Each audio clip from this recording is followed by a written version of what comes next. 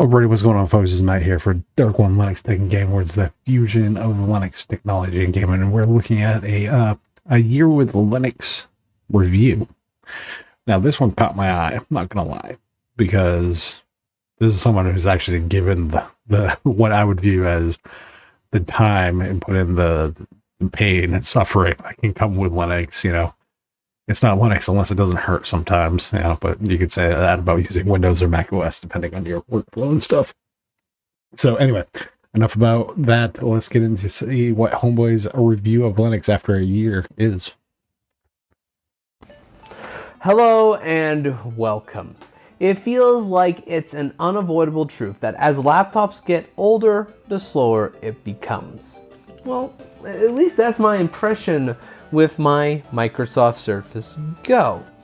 Despite its specs, which looks good on paper, the stupid laptop chugs to the point where I'm better off using literally anything other than it.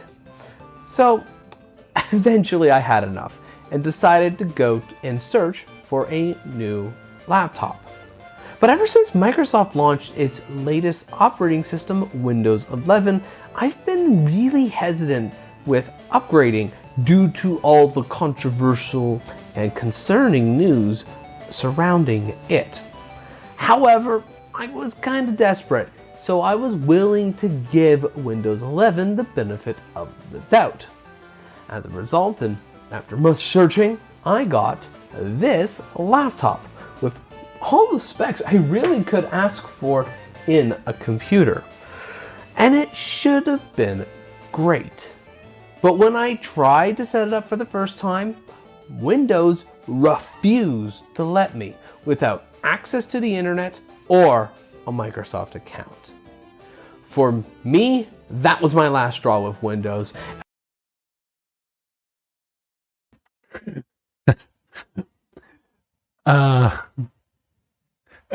If you go on to, I think I have a YouTube short. I don't remember if I have a short or if I have a picture of it. But yeah, people who say you don't need to use the command line for Windows in order to bypass that crap is sadly mistaken. Technically, you are correct. You do not need to, but they do not make it readily apparent that you can get around that crap through the GUI. So it's kind of annoying. And yeah, generically, I used to be kind of, I'd say 80-20 when it came to my machines. Like 20% was for like the games I just didn't play. Now it's probably like 95-5. I have a Windows system that it's a gigabyte system, much like yours.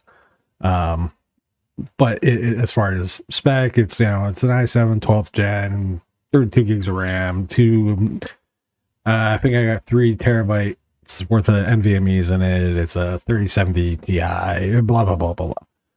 But Linux doesn't play nice on it. There's no reason I don't have Linux installed on it, or otherwise I would. So it really boils down to, you know, what works for you. But I get that pain and understand that pain because I went through it with one system and I just said, nope, I'm done. And Windows became less of a need. Let's just put it that way. It's that 5% when it's a convenience more than anything else. So I understand the pain when Microsoft fixes shit, because that's mad obnoxious. Even Windows 10 let me have a local user account, because even if I go into my current Windows system, it's a local user account. I don't have a Microsoft account. Or if Google tracks me enough through this fucking thing, I don't need another company tracking me through everything I do. Thanks. And for the first time in, I think, a decade, I installed Linux as my primary operating system on my laptop. Now, all this happened last year, and I've been daily driving Linux ever since, and wanted to share with you my experience with it, both the good and the broken.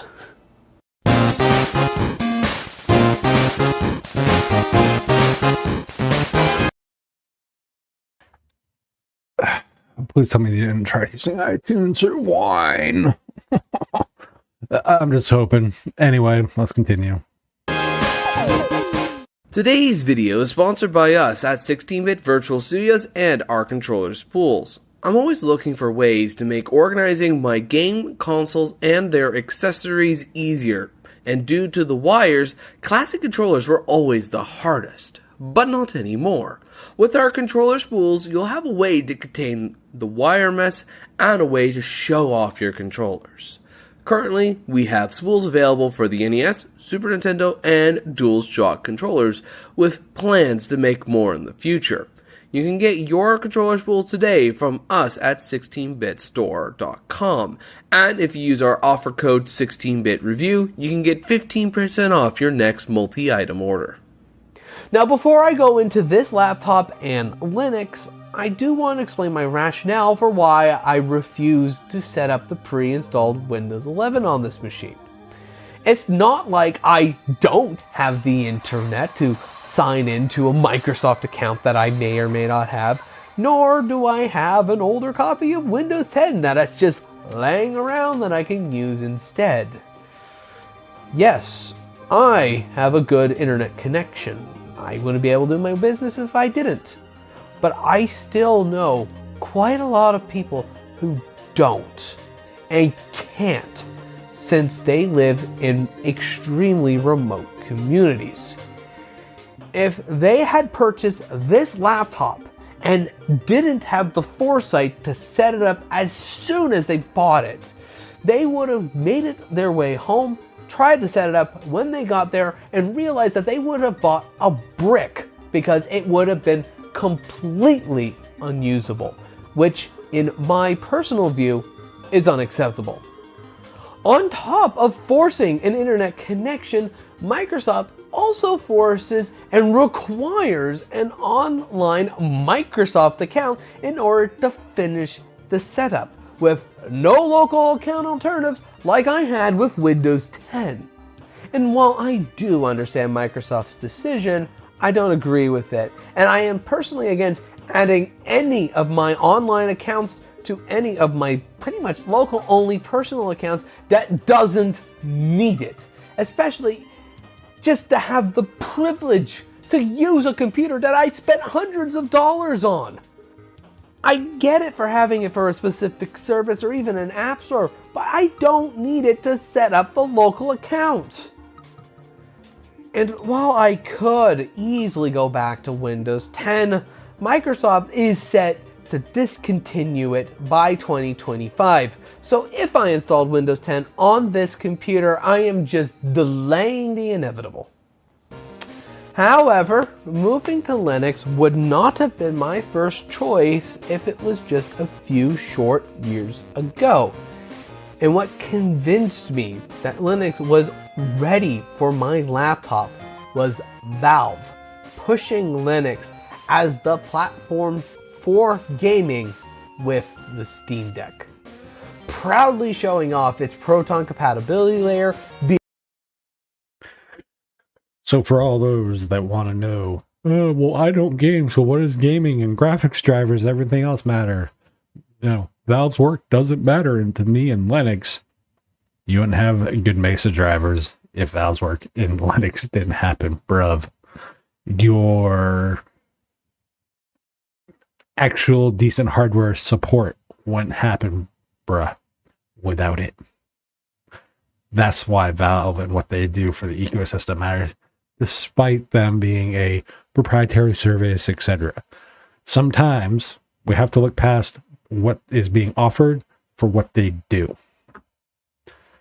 And what Valve does with things like Proton, which they open source, by the way, and is totally available, and that's why we have things like Proton GE and TKG and all the other different implementations of Proton kicking around, because of the work Valve and co-weavers and a lot of the people in the community do.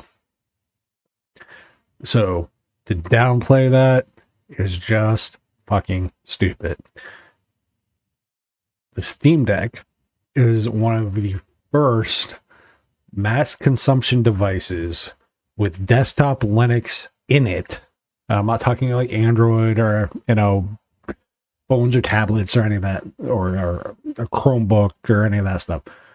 A legit Linux desktop experience, so readily available to people, marketed to the mass consumer market. And it is a genre defining device, much in the way an iPhone, when that first came out, and redefined what it meant to be a smartphone. Look at the old smartphones before it, and then look at the smartphones after it. The Steam Deck is much the same ilk as that genre defining iPhone reveal moment. There have been people who have done it before. There are people who have done it since. But the one that does it the best currently is Valve.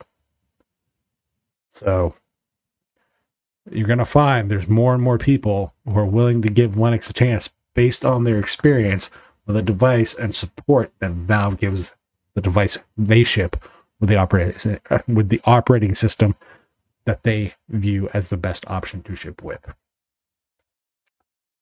Being ready for prime time. And so, I installed Linux on my laptop, specifically Manjaro. And man, Linux certainly has changed since I last used it in university. And before people slag on his choice of Manjaro, I'm not going to slag on it. Manjaro used to be one of my favorite distros. I have some issues with how things are currently done in it, but overall, I'm not going to say it's good or bad. Personally, not my choice, but hey, I'm hoping that within this year, it's worked out well for it. From what I remember about Linux and why I moved away from it before was that nothing that I wanted to do on a computer worked with Linux. Outside of software development, light office tasks, and from my experience, a very unstable browser. But using Linux for over the last year, it sure feels like a normal desktop or laptop. And I feel that's due to a lot of work refining the user experience in various applications for Linux, with only marginal differences between Windows and the Linux native ports, if there were any. But the biggest change that I've seen is the operating system experience becoming more and more robust. To the point I'm assuming you mean the applications. Most, not all, but most Linux applications, or open source applications, whatever, aren't ports so much that they're developed with a cross-platform nature in mind. That's why they're generically portable as far as OSs and stuff. That's why things like Kdenlive has Windows.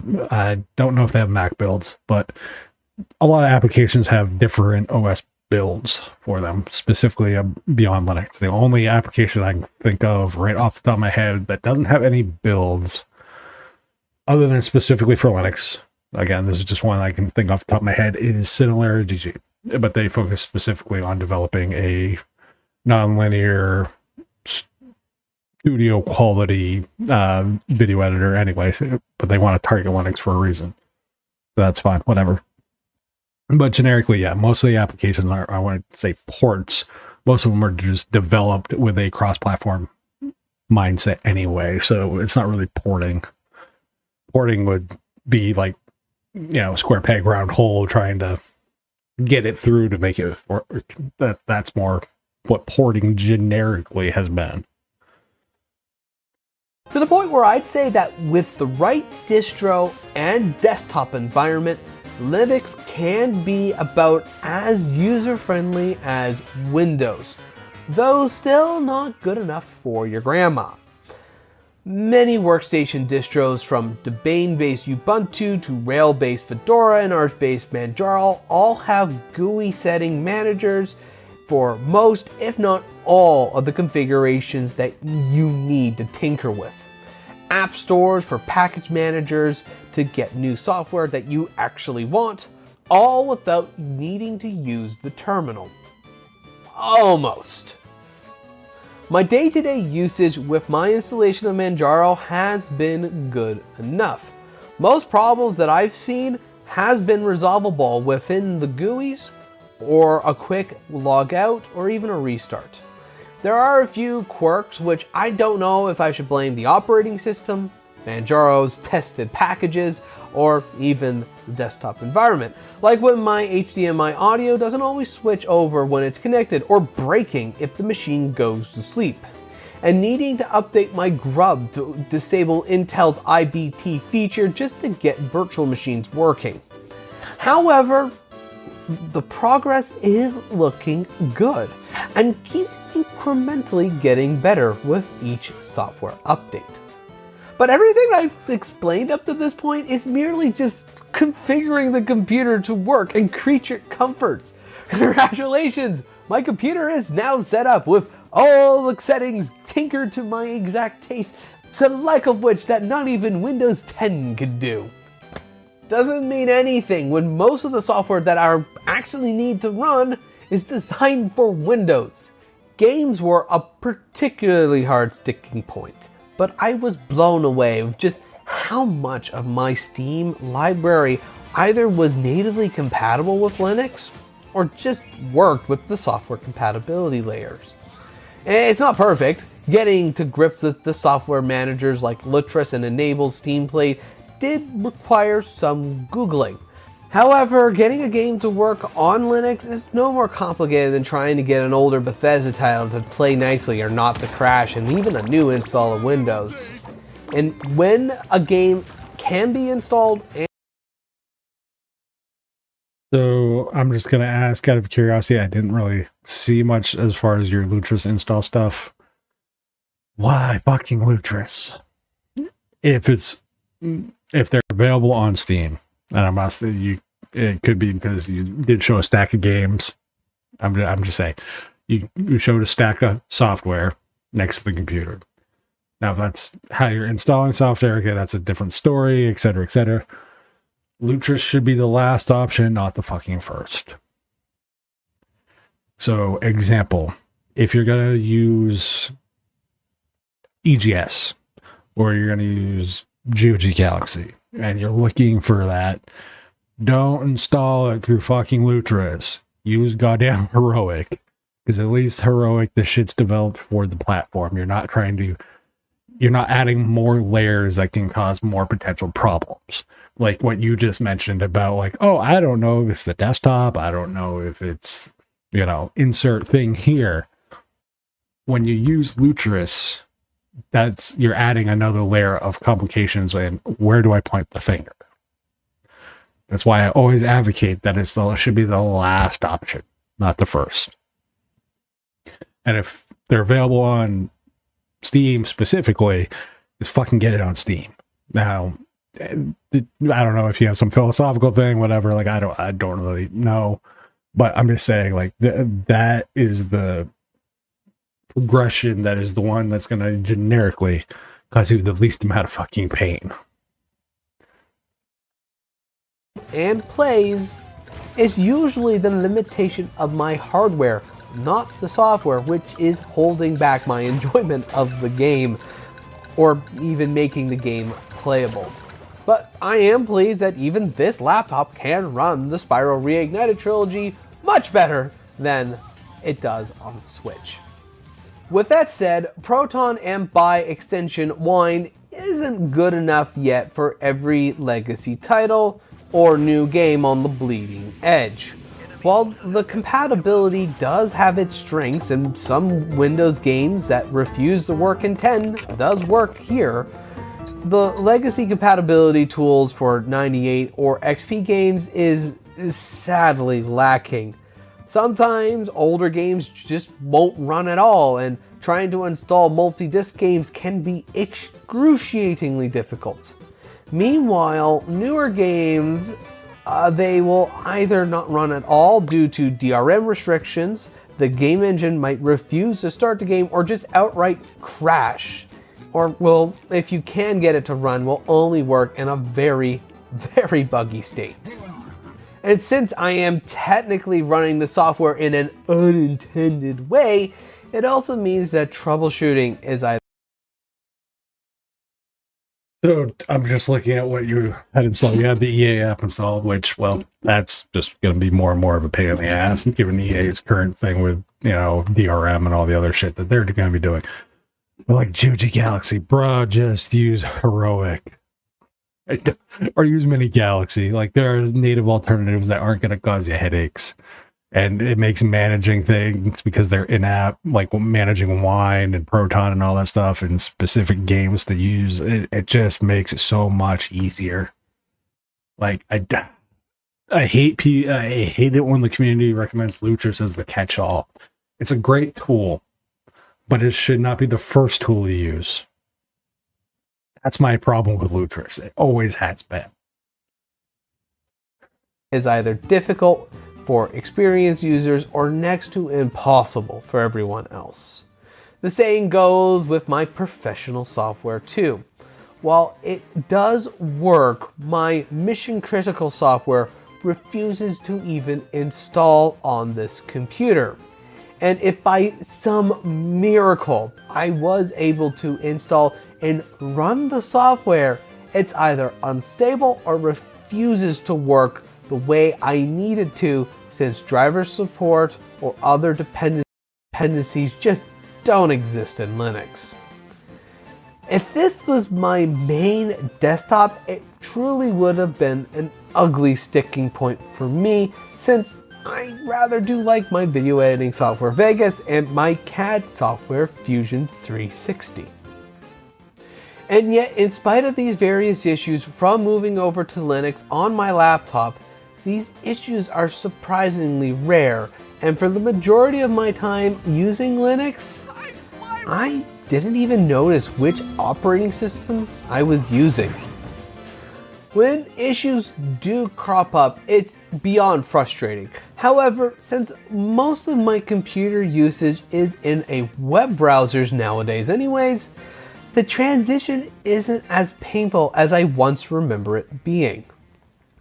In truth, due to how much just works with this laptop, I'm actually planning on moving my main PC over to Linux once I'm either ready to upgrade the hardware on it again, or when Windows finally discontinues 10.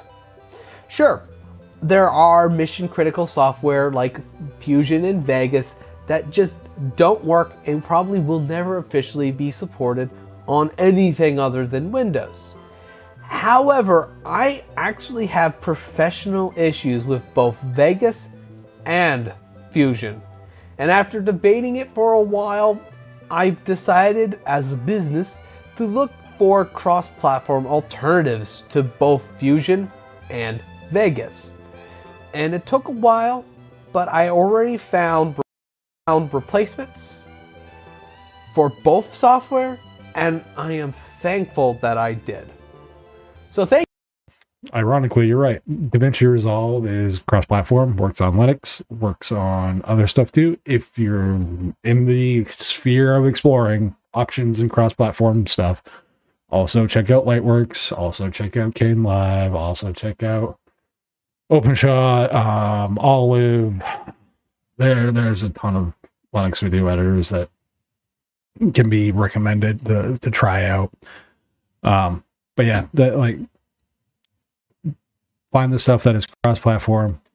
The key point that you mentioned is I didn't feel like it mattered what operating system, or it didn't care, or didn't need to know what operating system I was running.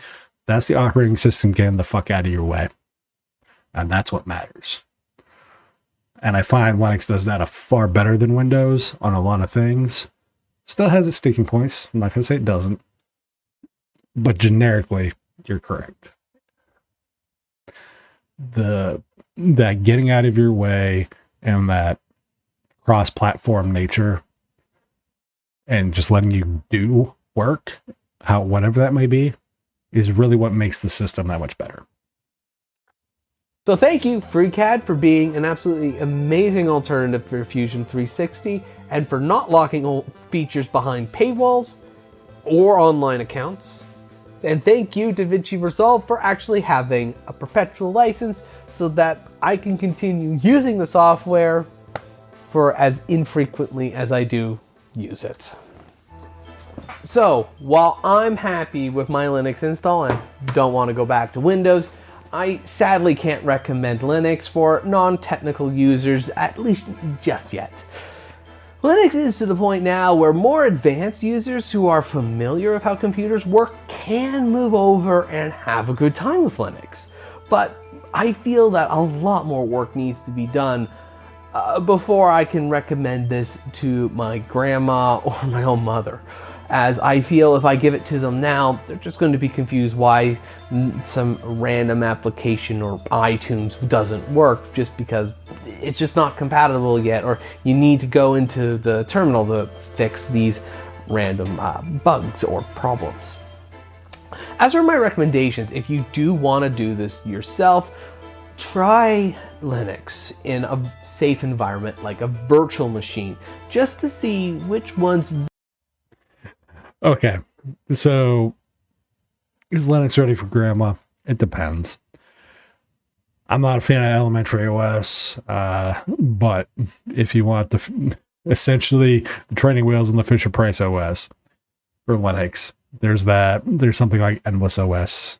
There are distros that will cater to grandma. I'm just saying. And realistically, most people, grandma doesn't know what the fuck the operating system is to begin with. Grandma doesn't know if it's a big bluey. What is it, a big bluey or a big green N? Oh, a big black nothing. Grandma will know that it's a big black nothing. She doesn't know the difference between the other stuff. So all they care about is basically the web browser. Can I get to my Facebook? They think Facebook is the app. They think Facebook is the OS. Can I get to Google? Like, they don't know. They don't care. And realistically, that's really what it boils down to at the end of the day. Again, can you recommend it? It depends on the user. So, like, it's all situational. Like, I don't recommend a Mac for everybody. Like, if you game, like, fuck no, I'm not going to recommend a Mac. Despite how good the actual Apple Silicon and shit it might be, it's a bad recommendation. But on the same note, if you want games without the headache, well, I use the term without the headache very loosely. If you want to use games with having more compatibility, let's put it that way, then, and you know, your multiplayer games having EAC and BattleEye and all that crap, if that's a majority of your games, and not all that's going to work on Linux, I'll be the first to admit it, but it's there. It's cool that we can potentially have that. Is it for the more tech savvy? I wouldn't say it's necessarily, again, it all really depends on the user. And I think that's the thing.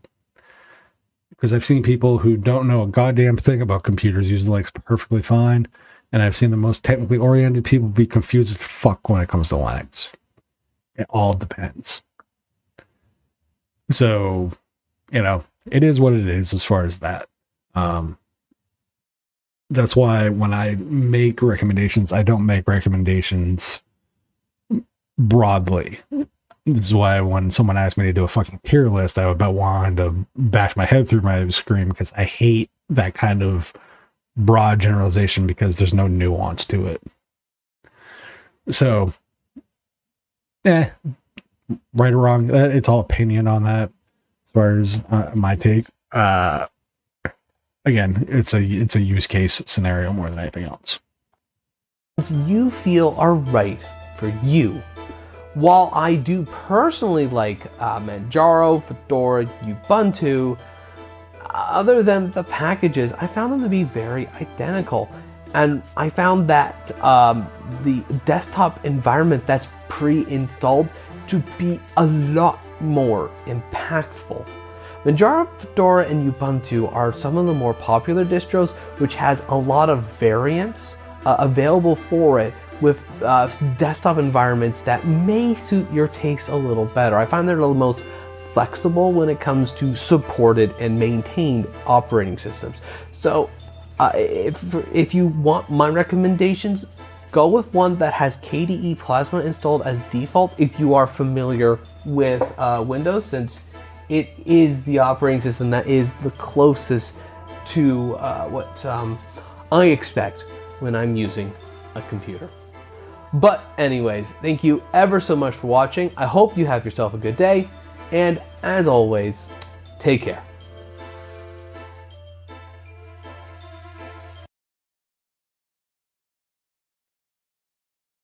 So, cool. Awesome that it works for you. It's always interesting to see some people's different perspectives on how they view Linux after using it, especially coming from Windows, the reasons why they switched, etc. I'm not going to say I agreed with everything. I'm not going to call him a fucking moron or etc. etc. He presents it as just his view on it, his opinion on it, and his experience on it. So I'm not going to slag on that because he's not making that opinion as objectively factual as certain other dipshits on here tend to do. So the thing that I love about these videos that people do is it is personal experience. And sometimes pro and con, it is what it is for some people.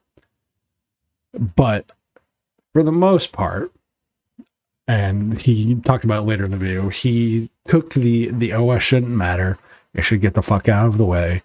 And that he is exploring alternatives that are cross-platform. That is the mindset that you need to switch between any fucking OS. Doesn't matter if you're going from Windows to Mac, Mac to Windows, or Mac to Linux, or Linux to, whatever. It doesn't matter. That attitude will help you switch because it leaves you open to the possibility of alternatives and understanding that alternative does not mean drop in a fucking replacement. And this is what a lot of people and how we sell Linux is the problem. Not just, you can get into the debate about, there's too many distros and all the other shit. It's about how we sell the experience on Linux where it becomes the problem. Oh, it's not a drop-in replacement for Windows. It's an alternative to Windows. Difference. And people don't ever understand. So other than that, you guys know what to do. Comment, rate, subscribe, and I will catch you on the next one. Peace.